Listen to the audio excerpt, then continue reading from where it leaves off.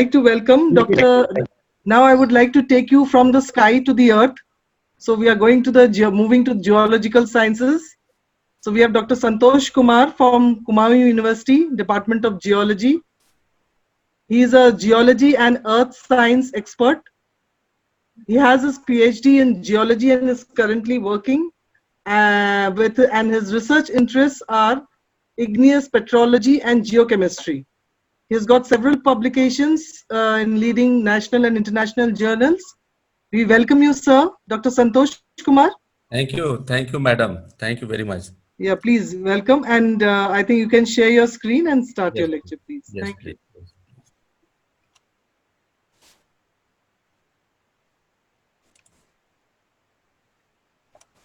Is it visible? Yes, sir. Yes, sir. Please go to slideshow. Yeah, please. Yes. Yeah, thank you, So, sir. thank you very much. I must extend my sincere thanks to Professor Monisha, Professor Manini, and other team members of this organizing uh, committee of this webinar. And I was actually listening to earlier speakers, Professor Mahajan, Professor Jha, and also Professor Rastogi. They have already spoken more about some theoretical and experimental aspect, and also, of course, this data analysis, generation of the data analysis, and their interpretation. And one actually, the sentence of Professor Jha, the science cannot be observed. Yes, to some extent it is true, but actually there are some, you see, science which can be only observed by your, what you say, this very minute and subtle you see, observation using different physical, chemical, mathematical tools, scientific tools. So here I would like to take you in the field and the geological science. You know that this is a very old science. This requires for researchers in geological science, you require to have a background of physics, chemistry, mathematics, biology, and also other applied sciences. In even some cases, you must have also the knowledge of technology, like geotechnology. So I will not go in detail of the subject, and I will try to focus mainly on the interest of the young researcher. And in fact, Professor Rastogi was talking about the construction of hypotheses and research hypotheses, and those hypotheses must be tested in the laboratory or through experimentation, and you, based on the scientific knowledge and understanding, you can reject the hypothesis or you can accept the hypothesis. That is the major task of the researcher. So in this slide, you can observe that in the background of this, what I have written, geology, field and observational science. So here you can see this is the mountain peak, snow-capped area. This is the part of the this Indian plate, northernmost part of the Indian plate. And the photograph, you see this in the foreland, the hills which you are able to see with some light colored and dark colored patches, they are actually the part of the Ladakh. And you know, this Ladakh is very, you see, during these days in our territory, this is actually known by such region, the relationship between India and China. And this terrain, actually, the Ladakh terrain, is very stable platform. You see, on which you see in the Kargil War, one this Italian this tank was kept on this stable platform, and understanding the stability of the terrain, any terrain, requires a lot of scientific knowledge based on physical and chemical sciences. Just I would like to show you here. Here you have the light colored rocks and here the dark colored rocks.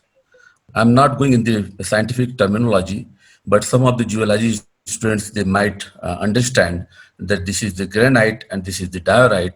So of course, this light colored material must be enriched in some silica, alumina, and some other light colored chemical elements. And this one, dark color one, must be enriched in iron, magnesium. So that is why it is making the color dark. So when you go close to this, now here we would like to construct the hypothesis in the field based on our several observations. Here we are seeing this dark color material and here the light color materials. Light color materials has interacted with dark color material. So one hypothesis could be that the solid dark color material was pre-existing when this light color material intruded into the dark one. It means there is a interaction of the liquid with the solid. This is one hypothesis. One hypothesis. Another hypothesis could be I'm trying to make you understand based on the field observation, and we are trying to construct the hypothesis. Here, one hypothesis was the solid interacts with the liquid, light colored liquids, or the two liquids, dark colored and the light colored liquids, interacted at contrasting temperature and probably composition. Okay. So the second and the third one, they may have the cogenetic relation. It means the dark color material formed might have formed by the crystallization of the light colored material. It means during the crystallization of a parent material, parent magma, we call, you know that high temperature, high entropy silicate solution is called magma. You see, this is in thermodynamic sense. The definition of magma is high entropy, high temperature silicate solution, because mostly the rocks are formed by the silicate materials. Of course, there are some contribution of sulfide, phosphate, carbonate, etc. But major the major component is silicates. So this maybe a parental magma might have crystallized this earlier, fractionated this earlier material, leaving this what you evolving the residual light colored material. So this is the three hypotheses. So it means they have cogenetic relation. Now see over here. What is happening? This is a light colored material. It has interacted with the dark color material. The nature of contact, you see, this is very important. The nature of contact. What is the nature of contact? And also the which kind of samples we should prefer we should prefer to collect for further laboratory investigation. So here, actually, if you see this margin, near the margin, this is very sharp in nature. But very close to the margin, you have some, you see, light colored band over here. Light colored band, you can see over here. And some of the fragments are isolated from this and forming you see, what you say, a kind of island in this light colored of material. You can see the geometry here of some kind of angularity. Geometry, you see the angularity of this material, which is enclosed in the light color. It's actually the dark color material. Now you can see there are some layers developed over here, crude layers of the dark color minerals, crude layers of the dark color minerals over here. So you can see the alternate band of dark color, light color, dark color, light colored. So in this way, you have the generation of the layering in the rock, and there must be certain region, certain physical and chemical region, you see, for the development of such layering. So whether these layers are formed in a static or in a dynamic system, this has to be also tested. Now you see over here, some kind of fine grained material. Fine grained material is hosted within the coarse grained rock. Fine grained rock is hosted in the coarse grained rock. But here the very important observation is there is no sharp contact. There is a diffuse contact. There is no sharp contact. There is a diffuse contact. Probably, probably this physics of this melt from which this coarse grained rock is formed, and the physics of the fine grained material from which this fine grained rock is formed must have been must have been different. It means they are the two melts, they have interacted at contrasting temperature and composition, or maybe this could be the earlier formed undercooled or quenched material which is later on incorporated by the host material, and probably the host material was having more time to crystallize it. That is why it has the coarse grained nature. See, here we can understand how the two melts are interacting in plutonic, or you can say the deeper earth environment. Deeper earth environment, maybe you can say around 10 kilometer, 5 kilometer deep, or even 15-kilometer mid crustal level. So you can see over here the dark color material, it has the granulated margin. And if you observe very carefully, it has the concave margin towards light colored material, concave towards light colored. And this is almost a finger-like structure you can see over here. That is dark color finger. Dark color finger is penetrated into the light colored one. So this is possibly due to the effective viscosity contrast of the two melt, one light colored and another dark colored. So definitely the dark colored material must have low viscosity compared to the light colored material. That is why this light colored material has dark colored material has pushed the light colored melt.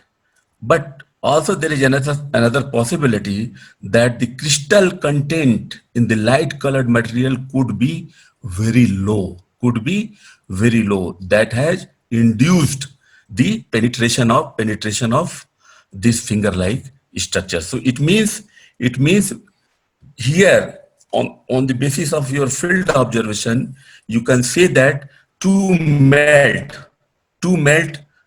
must have interacted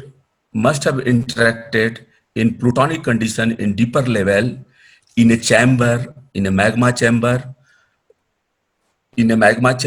that has the open nature. That is why you have the existence of the contrasting, you see, the melt composition, and they have formed this kind of geometry.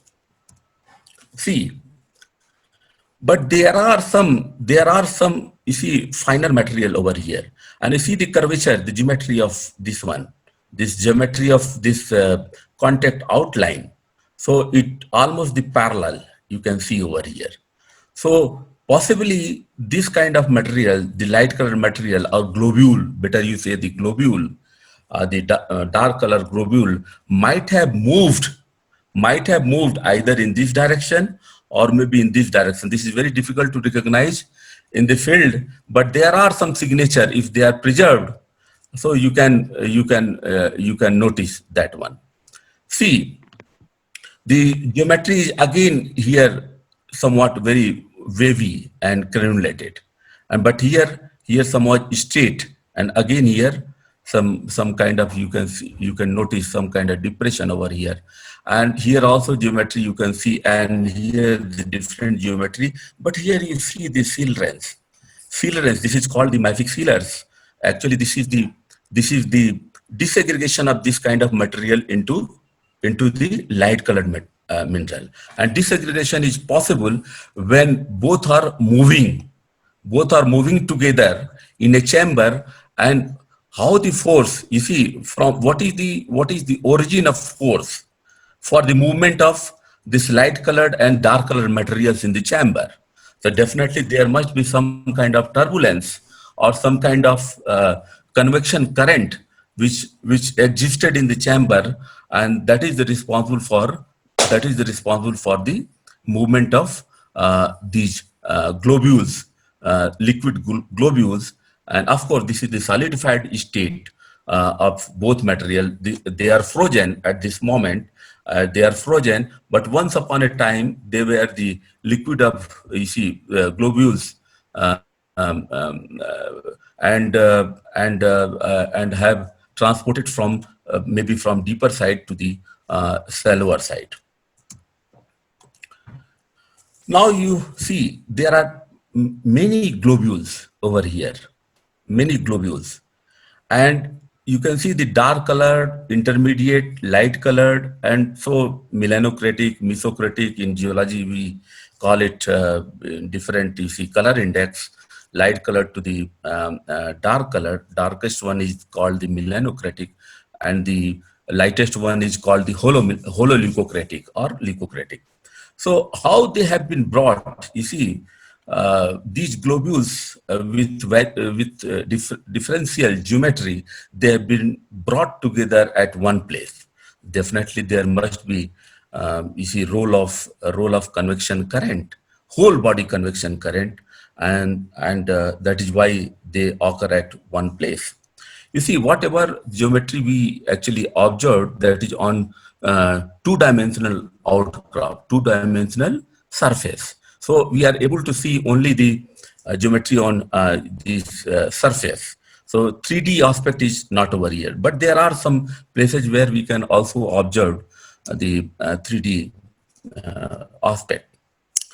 You can see over here the larger, you see, larger this dark color body encloses smaller, elongated, and dark color, circular, and small, you see, dark color, almost elliptical, you see, this enclave or globules. So was there many liquids, this light colored, and the bigger this mesochromatic, intermediate colored liquid, and then light colored another the liquid, and then dark colored liquid? It means there may be many, 1, 2, 3, 4, and 5 liquids they have interacted in deeper environment. See, one aspect we were, you see, discussing in the beginning, that whether solid interacted with the liquid or liquid interacted with the liquid, the two liquid interaction, or one solid, one liquid interaction. Normally what happened, you see, you can see the elongation and stretching of the light colored minerals in one direction, okay, in one direction. You can see the geometry, elongation of this material. If this is solid, actually what happened, the people, you see, many geologists, structural geologists, even the physicists, they interpret that any material, you see, hosted in another material must be older than the host material. This is not always true. If this is older, it must have, you see, some strain. And strain, it means, you see, people have interpreted this kind of geometry as elongated one as a strain marker.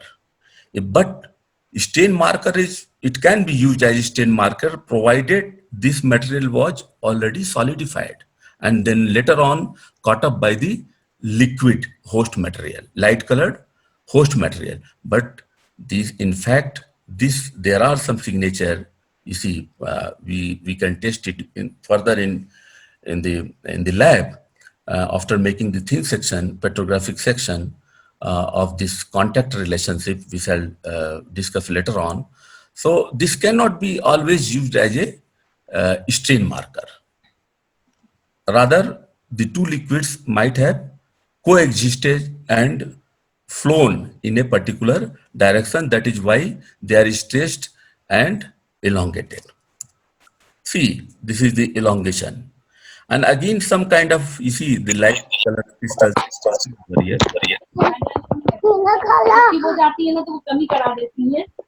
See, and now actually here, if you see, normally what happened on the surface, you can see the elongation of the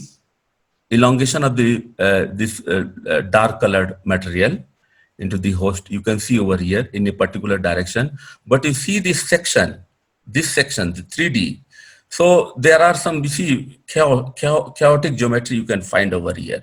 So on the surface it appears as a elongated one, but on this section, on this surface, it has a you see very random geometry, or you can say that you see there is no defined geometry, rather chaotic in nature. And you see, when the two melts are, you see, they are interacting in a very intense manner. It means some external forces or maybe the internal very turbulent convection is prevailing in the chamber. So both the liquids, actually they are losing their entity, you can see over here, and almost trying to homogenize, but still not homogenized. There are some silhouettes or some of the remnants of the dark color materials you can see over here. But there are some patches. You see, it seems that they have emplaced, they have intruded into the light colored material. The dark colored one has intruded, you see, into the light colored one. Maybe almost when this kind of geometry is generated, when this host color liquid has attained almost 70 to 80% of crystal contents. So that is the rheology. Rheology is the host material. So they could not disrupt, you see, like smaller blobs or smaller globules, but they are maintaining still the sheet-like structure or disrupted dike-like structure. And when this host material is completely solidified, when there and at that time when you have the intrusion of the dark color material, it forms a linear body that is called the dike or discordant body. Discordant, it means already the host material was solidified, and then this light colored melt, or the dark color melt, intruded into the light colored one and formed this kind of geometry. It means prior to the intrusion of this one, this dark color, already the host material was solidified. So in a diagrammatic illustration, we can try to understand the schedule of injection of this mafic to hybrid magma into the host light colored crystallizing melt. If both actually, when both the melt, the dark color and the light colored materials, you see, they have the low crystal content, it means almost they are in liquid conditions. So they will coexist, and this kind of geometry will be generated. You can see over here the in Bingham fashion.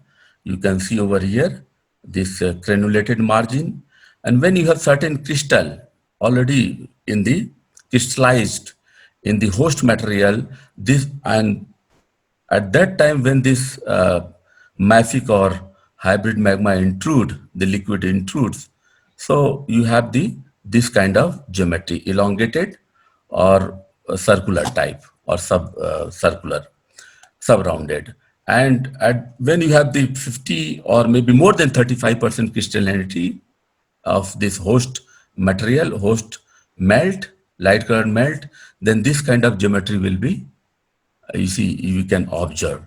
And when you have the entirely solidified the host material, At that time, injection, mafic injection, will cause this kind of linear in this body. And see, there are many several smaller liquids, you see, in plutonic environment or in deeper environment, they are interacting. So what will happen, you have one pulse of the felsic, then you have the another pulse of mafic, then mafic 2, and they will they will interact, and after attaining thermal equilibration and least rheological contrast, what will happen, they will form the hybrid zone, and under the influence of turbulent convection current prevailing in this light colored magma chamber, you see they will disaggregate and emplaced at at varying you see stages of evolution of the light colored material. See, after collecting the proper sample, we can further examine in the laboratory, and we can see over here some of the features is shown by this arrow. You can see this is a kind of rim, this kind of rim that is generated, that is the product of reaction of the solid with the liquid. It means solid interacted with liquid to form this reaction rim. But in the case of the two liquid interaction, this is one, this is another dark colored one, we have the sharp contact, and there is no evidence of, there is no signature of reaction. There is no, it means two liquids were coexisting. That is why they have formed the very, you see, fine and very sharp contact outline. And you can see the habit of the mineral, actually that will determine whether that will penetrate during the interaction, they will penetrate into this and or vice versa, or they will align along the contacted outline. And these are the flaky minerals which are aligned along the contact outline. See, what happened when the two melts in deeper environment, they interact at contrasting temperature and composition. So darker material will undercooled. Actually what happened, darker material will have the higher temperature as compared to the lighter material. So in that situation, what will happen, a thermal gradient will be generated from the margin to the core of the globule, from margin to the core of the globule. And as a result, near the margin you have the fine grained crystals, and in the core you have the coarse grained. So a thermal gradient is generated from margin to the core of the globules. See, if the temperature is too high, the contrasting temperature is too high, say for example 1100 degrees Celsius of this mafic, what you say the dark color, 1100 degrees Celsius, and 900 or maybe 800 or 700 degrees Celsius of the light color. So there is a difference of 300 to 400 degrees Celsius, and that difference actually will cause the quenching. And you can see over here, this is a crystal that is called hornblende, and you have the sharp margin over here that is equilibrated, crystallized in the light colored mineral, but another part of the crystal is diffused, and that is because of the quenching. So this kind of thermal front you can recognize under the microscope when you make the thin section across the contact of the two magma interaction.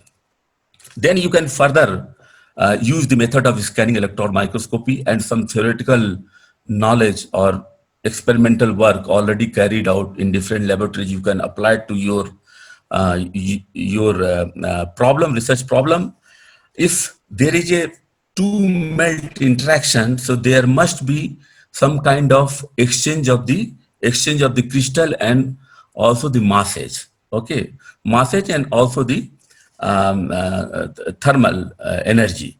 So thermal as well as chemical masses. So those signatures can also be recorded You see, when you see under this scanning electron microscope, you can do the some kind of elemental mapping, and you can see over here some kind of precipitation on the crystal in a new magma environment or hybrid magma condition. You have the development of high temperature. You have the growth of the high temperature mineral. Say for example, in this case, you have the precipitation of calcic rich feldspar over the sodic rich core, and then you can interpret how the mechanism, how they have transferred from one to another environment and have got affected by changing their morphology. So this kind of what you have the patchy zonation you can observe when the two melt interact at different composition and temperatures. See, we analyze the samples in the lab for their whole rock composition, elementary, what you say, major trace and rare earth elements, and even for the isotopes. And there are many methods to test the hypothesis, whether the chemical trends, the observed chemical trends are produced by mixing up the two magmas, or melting of a source, or crystallization of a parental magma. So what happened, you see, this is very important. In the beginning, while constructing the hypothesis in the field, we emphasize on the megascopic observation. You see, chemistry, or what you say, the even the isotopes, they cannot provide what you say, the concrete or concrete evidence for the mixing, because there are some kind of chemical exchanges during their interaction. So the original chemistry is, you see, is disturbed, or no longer preserved in the system. So unless or until your observation, the chemical observation, you see, observations do not satisfy your field and petrographic, or the field and petrographic observation, your model is not correct. So you cannot suggest a viable model of the origin of the rock, or you can say this what you say, the physics and chemistry of the two melt or more melt or many component interaction. So here the same trend, actually what happened, the same trend can be interpreted in terms of three processes, two magma mixing, you see, magma mixing, and the one parental magma giving rise to some earlier crystals evolving to the residual light colored, you see, liquid, and here the one source undergoing the differential degree of partial melting, producing different you see, amount of melt. So the same, actually the trend can be interpreted in terms of three processes. So that is why this is very important that we have to stick on our this field and petrographic observations.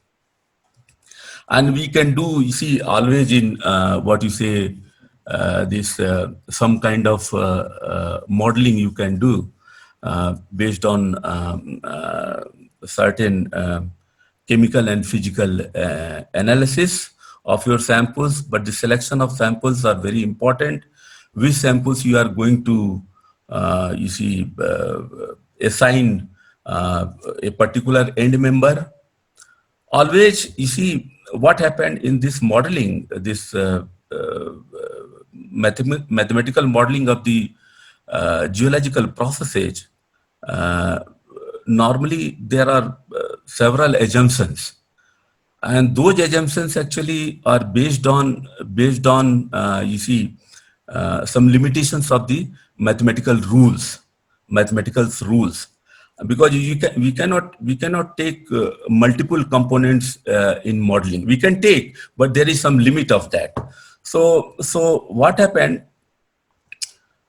we can, in mathematical modeling, we can arrive on any theoretical composition by changing certain parameters which we have taken into account of this mathematical simulation of the process edge. So this is not our objective to arrive on the desired composition.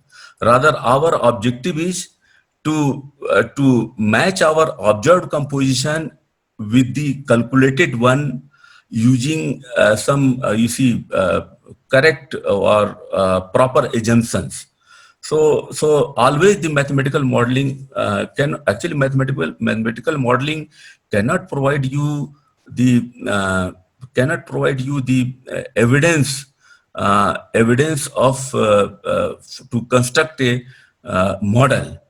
Rather, it will help you to understand the processes. And similarly, you can apply also this one in biological, chemical, and physical processes, this modeling. So here the modeling means that we are going to match our observed value with the calculated one. And based on our proper formulation of the mathematical these parameters, physical and chemical parameters in mathematical formulation, if it obeys properly the processes, then the model can be acceptable. So we have to generate hundreds of model by changing many parameters, and we have to see which model best fit into our case, a particular case. So here there are some hypothetical, you see this bivariate plots. So there are some known of some kind of partition or bulk distribution coefficients. So I'm not going in detail this physics and chemistry of the melt and their crystallization. But this we can use the very simple model, the chemical bivariate plot, we can use to understand which processes are responsible for the evolution of a particular, outcrop, or as a whole, the group of the rocks. See, under the microscope, you can observe over here the straw yellow color. This is a crystal. Okay, this is called hornblende, and this crystal is having the core, this straw yellow, and the margin is actually the blue green algae. So what could be the reason for this color variation? There must be certain physical optical properties of this mineral which is caused by change in the composition of this particular mineral in the core and the see. Still I'm having the time 5 to 10 minutes. Now we would request you to wind up because we have got two more speakers. Okay, good. Yeah. Okay, all right. Okay, so in the field we can recognize is some kind of, that how the two plates have collided to give this kind of feature. So this is you can see the very shining, the bright luster on the surface of this rock. And when you see this kind of feature, it means you have entered into the collision zone. It means two plates are colliding. And when the temperature, with the progressive collision, we have the material got folded. It means some kind of ductile deformation you can see, and the generation of the melt. And the melt stream you can see in the nature, melt stream. You can see over here, the light colored. And if you see the closer view of that outcrop particular, you can see the main melt stream, and there are sub stream, or you can say subsidiary stream or tributaries you can see over here. This is the in situ syn deformational melting, and they are joining this main stream, or maybe while penetration of this into the host, maybe this melt might have gone and dilated the some weak plane of the rocks. We can we can do some isotopes, and we can see whether the bimodality in the edges or in the chemistry or in the physics that can be explained in terms of the involved processes for the generation of that particular rock or rock suits. And see, these are some chemical methods we can use, and those are based on some experimental. So I mean to say over here that some of the experimental work carried out in the lab can be used to explain the processes involved in the evolution of the rocks, so chemical and physical. See over here, this kind of things, some phase equilibria diagram can be used to explain that this rock formed in this domain cannot coexist in this domain. Similarly, here we can see there are many, you see, methods, chemical methods we can use to understand the evolutionary series like calcic, alkaline, alkali, calcic, alkaline, and they actually give you the information of the tectonomagmatic environment, which kind of tectonics, you see, environment, you see, was existing at the time of the formation of the rock. So this I will close over here. This is the tholetic trend. Here I would like to say that a melt having the parental, you see, composition over here can evolve towards, you see, iron enrichment. This is iron. This is the total iron F, and this is the alkalis Na2O plus K2O, and this is MgO plus this MgO. So magnesium rich material can evolve to the iron rich, and here this material, alkaline metal series, can be recognized that it has the alkali enrichment trend.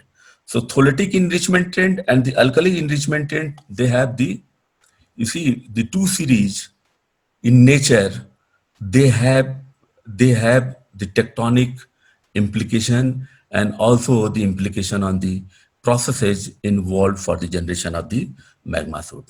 Thank you very much. Thank you very much, sir, for taking us into the rocks. And now I just hand over the platform to Dr. Ashutosh Singh, who will introduce our next two speakers.